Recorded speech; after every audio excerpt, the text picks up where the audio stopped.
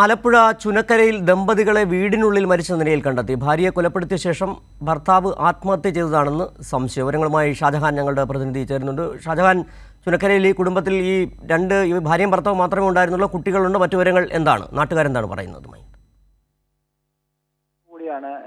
ഇരുവരെയും പുറത്തു കാണാത്തതിനെ തുടർന്ന് നാട്ടുകാർ അന്വേഷിച്ചപ്പോഴത്തേക്കാണ് വീട് അടച്ചിട്ട നില കണ്ടത്. ഉടൻ തന്നെ പോലീസിനെ വിവരം അറിയിക്കുകയായിരുന്നു. പോലീസ് എത്തിയപ്പോഴാണ് ഇരുവരും വീടിനുള്ളിൽ മരിച്ച നില കാണപ്പെട്ടത്. അസമയം കുട്ടികളും മറ്റും ആരും വീട്ടിലുണ്ടായിരുന്നില്ല എന്നുള്ളതാണ് ഇപ്പോൾ നമുക്കറിയാൻ സാധിച്ചത്.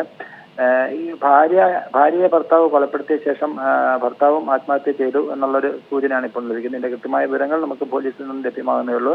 പോലീസ് ഉദ്യോഗസ്ഥരെത്തി ഇപ്പോൾ ഇൻക്വസ്റ്റ് നടപടികൾ നടന്നു വരികയാണ്. നാട്ടുകാരിൽ നിന്ന് നമുക്ക് മനസ്സിലാക്കാൻ സാധിക്കുന്ന ഇരുവരും തമ്മിൽ ഏതാണ്ട് ചില തർക്കങ്ങൾ കുറച്ചു കാലങ്ങളായിട്ടുണ്ടായിരുന്നു. അത്തരം ചില പ്രശ്നങ്ങളൊക്കെ തന്നെ ഈ കുടുംബത്തിലുണ്ടായിരുന്നു.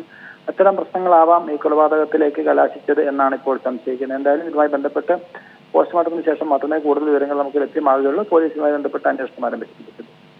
ആലപ്പുഴ ചുനക്കരയിൽ ദമ്പതികളെ വീടിനുള്ളിൽ മരിച്ച നിലയിൽ കണ്ടെത്തി. ഭർത്താവ് ഭാര്യയെ കൊലപ്പെടുത്തിയ ശേഷം ആത്മഹത്യ ചെയ്താകാം എന്നുള്ള നിഗമനങ്ങളാണ് പുറത്തുവരുന്നത്. വിവരങ്ങളാണ് ഷാജഹാൻ നൽകിയത്.